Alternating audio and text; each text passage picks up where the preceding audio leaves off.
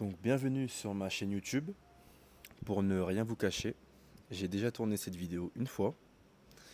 Malheureusement, vu que j'essaye de me professionnaliser, ou heureusement, j'ai acheté des magnifiques micros DJI, je crois que c'est comme ça qu'on prononce. Et ce qu'il s'est passé, c'est que j'ai oublié d'appuyer sur le bouton pour enregistrer le son. Donc j'ai passé plus d'une heure à déblatérer tout seul hein, dans le vent. Et c'est que je me suis rendu compte que j'avais enregistré dans le vide. Mais bon, je me suis engagé auprès de vous, et puis c'est aussi un défi que je me suis lancé à moi-même, de tourner une vidéo par semaine. Donc je continue, nous sommes le lendemain, et je vais tourner cette vidéo, quoi qu'il en coûte. Donc commençons. J'ai lancé une FAQ sur mon Instagram, donc pour ceux qui ne sont pas abonnés et qui n'ont pas pu voir, je vous mets le lien quelque part dans la vidéo, où je vous invite à me poser des questions pour que je puisse faire une vidéo YouTube. Je pourrais évidemment pas répondre malheureusement à toutes les questions parce que j'en ai eu pas mal. J'en ai sélectionné certaines et je referai ça très vite. Peut-être pour les 20 000 abonnés, espérons si la chaîne grimpe. En tout cas, voilà, ça sera fait et puis vous pourrez me poser plus de questions incessamment sous peu. Alors, la première question, tu fais combien de dips par semaine? Donc en ce moment, j'ai 2 dips par semaine. J'ai un dips plus léger avec du tempo et du contrôle. Et j'ai un autre dips beaucoup plus lourd sur un format de triplé. Voilà. Quels sont les 3 athlètes qui t'inspirent le plus et pourquoi? Streetlifting et autres sports. Alors, ça va être difficile pour moi de répondre à cette question. Je suis inspiré par énormément de personnes, tous sports confondus, donc force athlétique, haltérophilie, des gens de la gymnastique, du basketball, donc de sports aussi collectifs. Voilà, les inspirations viennent de partout. Donc je peux pas te donner une réponse tranchée comme ça et te citer des personnes, mais bon, je suis inspiré en globalité par toutes les personnes qui souhaitent et se dépassent jour après jour pour donner le meilleur d'elles-mêmes. Voilà, c'est une réponse assez synthétique, mais malheureusement c'est la meilleure que je peux donner. Tu parles jamais de ton alimentation. Alors c'est vrai que je parle jamais de mon alimentation. J'avais pas trouvé forcément le moment. Là à Bali, c'est le moment, je peux le mettre en place. Donc ça arrive incessamment sous peu. Je pense que d'ici 2 à 3 semaines, je tournerai une vidéo sur mon alimentation, l'envers du décor. Et j'ai rendez-vous avec un nutritionniste pour peaufiner tout ça et vraiment mettre toutes les chances de mon côté niveau performance et alimentation. Donc restez branchés, ça arrive très vite. Qui me dit simplement de la force pour 600. Merci mon frérot, on va tout donner. C'est pas un objectif facile à atteindre, mais on va vraiment tout donner. Dans le monde du fitness, à part le streetlifting, quelle autre discipline t'intéresse? C'est un petit peu connexe à la question précédente sur les athlètes qui m'inspirent et les sports. Quand même en ce moment, si en vrai en ce moment il y a quand même un courant qui m'intéresse davantage, c'est le MMA et la force athlétique que je regarde plus que les autres sports, je dirais. Ouais. Est-ce que tu entraînes le front squat? Pas en ce moment. T'entraînes les figures en renfort, handstand et front. Donc en ce moment, j'ai décidé de prendre un axe vraiment très radical sur mon entraînement, c'est-à-dire que j'ai presque banni tout ce qui est figure de force. Pourquoi j'ai banni tout ce qui est figure de force? Parce que à un moment donné, lorsque tu approches des échéances, c'est important de rester très spécifique à ta discipline. Ma discipline, c'est le streetlifting. Et le streetlifting, c'est composé de muscle up, traction, dips et squat. Si je commence à rentrer trop de mouvements qui sont pas spécifiques à ma discipline, je peux me perdre un petit peu et m'épuiser et m'éparpiller un petit peu. Donc j'adore être plus ou moins polyvalent et faire pas mal de choses, mais là vu que c'est un championnat du monde qui est vraiment très important, beaucoup plus que les deux que j'ai remportés précédemment, j'ai banni un petit peu les figures de force et je me concentre vraiment sur la spécificité de mon sport. Les 600 kg atteignables cette année, grosse force pour la prépa. Merci beaucoup. Euh, je donne tout, je donne vraiment tout pour qu'en tout cas, il soit atteignable pour moi et que je puisse vous offrir le meilleur de moi-même. Alors, je ne suis pas devin, je ne peux pas dire à coup sûr que j'atteindrai l'objectif, mais je peux dire par contre à coup sûr que je mets tous les moyens qui sont en ma possession pour atteindre cet objectif-là et ne pas avoir de regrets concernant cette préparation et ce troisième championnat du monde. Une question super intéressante qu'on me pose assez souvent. toujours très pertinente. Es-tu 100% nati? Oui, enfin, je peux comprendre que ça puisse en décontenancer certains, que je puisse avoir un physique apparemment qui soit impressionnant, plus des perfs en force, pas trop mal. Mais effectivement, il y a des gens qui arrivent à s'entraîner et à atteindre des bons niveaux sans tricher. Oui, ça existe. Euh, voilà. Donc, cultivant la force, c'est pas juste des mots chez nous, c'est aussi une réalité, quelque chose qu'on transmet jour après jour. Et si j'étais dopé, bah, je serais une grosse merde. Ouais. Parce que dire qu'on cultive la force et non la faiblesse et se doper derrière, j'ai pas envie de me faire striker, mais j'ai déjà un gros. Voilà. Tes exos d'assistance favoris pour les dips. Alors en ce moment, mes exos d'assistance favoris pour les dips sont au nombre de 3. Développé militaire, développé couché halter et extension triceps aux haltères. Et quel style de prog est la plus adaptée pour soulever plus lourd en muscle up? Alors ce que je vais dire, ça ne concerne que moi bien sûr, hein, et puis mon expérience, mais j'aurais tendance à dire que le style le plus approprié pour développer un muscle up efficient, lourd, c'est le travail de la puissance. Le travail de la puissance, essayer de mettre de la rapidité sur son tirage, avoir une exécution et une montée en force la plus rapide possible et vraiment se concentrer sur le tirage et pas forcément sur la transition, hein. Dans un deuxième temps, oui, mais la première chose, c'est vraiment se concentrer sur le tirage parce que même si le muscle up est composé d'un tirage, donc d'une traction, d'une transition puis d'une dips, si tu arrives à tirer vraiment extrêmement haut, la transition puis la dips, bah voilà, c'est un petit peu le cadet de tes soucis. Ce qui compte, c'est vraiment que tu aies une traction explosive et que tu sois capable d'aller au-dessus de la barre le plus rapidement possible. Comment se passe ton coaching de Kawabunga? Ben écoute, il se passe très très très bien.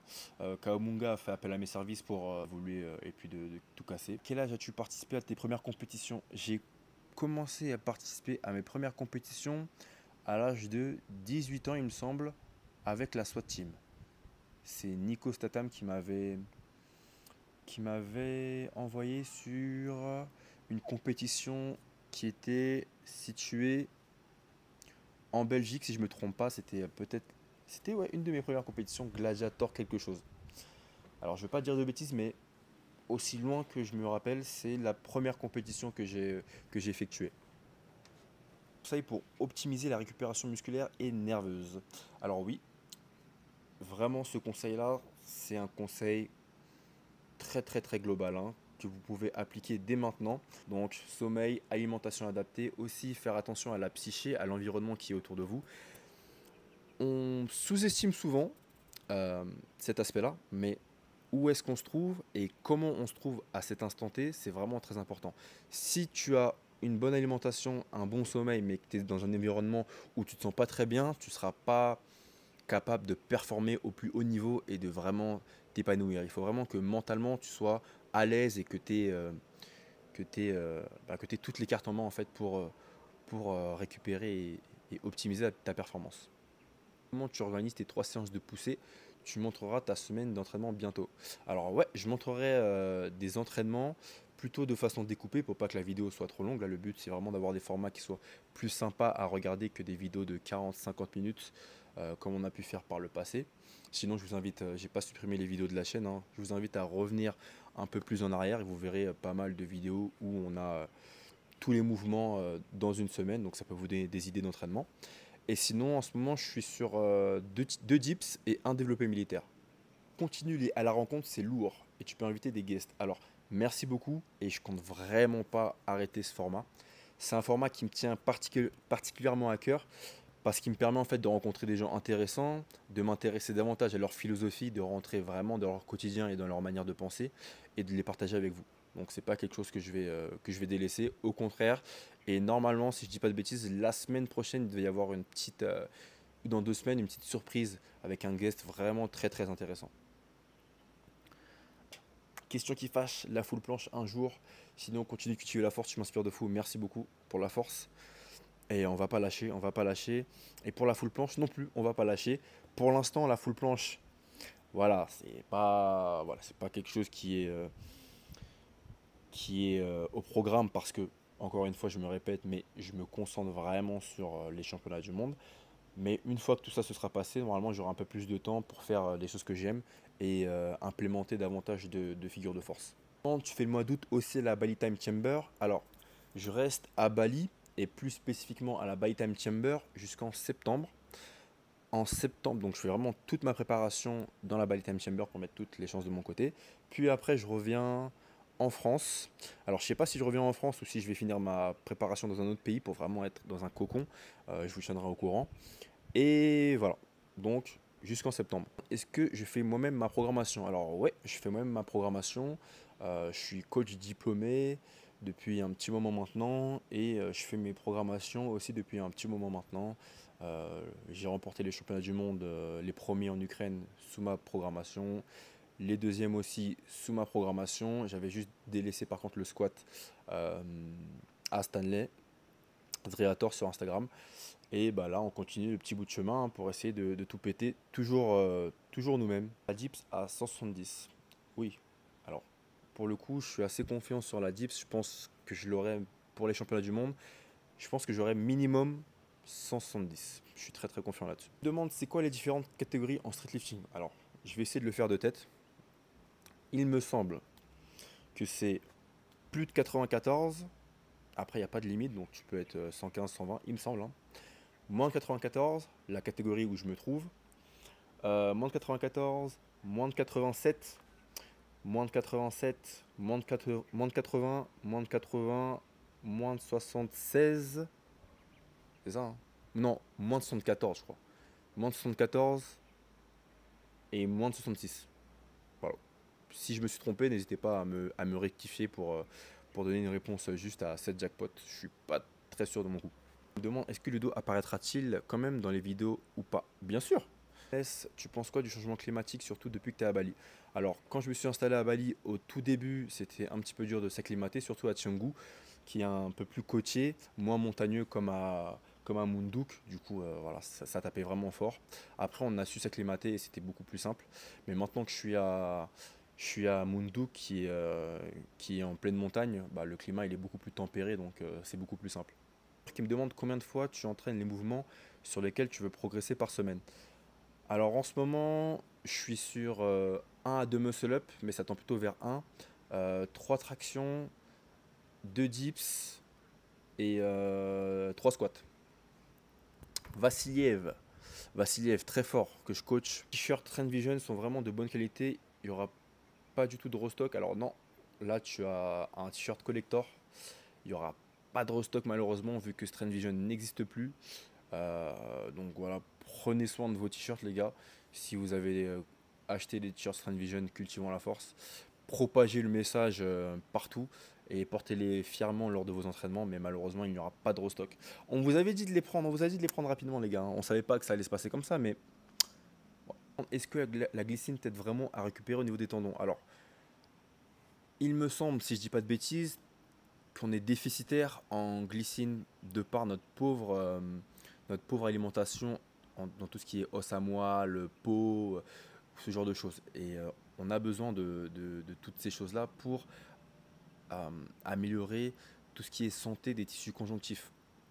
Donc, ne serait-ce que pour ça, c'est intéressant de prendre de la glycine qui va te permettre d'avoir une meilleure récupération parce que ça améliore aussi apparemment le sommeil. En tout cas, moi, ça m'aide pas mal. J'en prends tous les soirs. Et ça améliore aussi la récupération au niveau des tendons et des tissus conjonctifs. Donc, voilà, c'est super intéressant. Et puis, si vous êtes intéressé, vous avez le lien dans la bio du meilleur fournisseur de compléments alimentaires bien connu avec une traçabilité hors norme, Nutrimuscle. Voilà, pour me soutenir, ça se passe dans la bio. Waouh, waouh, waouh, là tu me demandes un truc de fou là. Je suis un fan d'anime, je suis un fan de manga, je regarde presque tout le temps, donc c'est assez compliqué pour moi de te donner un top 3 comme ça, assez tranché. Mais bon, allez, assez rapidement, je dirais Hunter x Hunter, One Piece et Naruto. Voilà. Est-ce que tu penses que le muscle up à 50 kg est possible?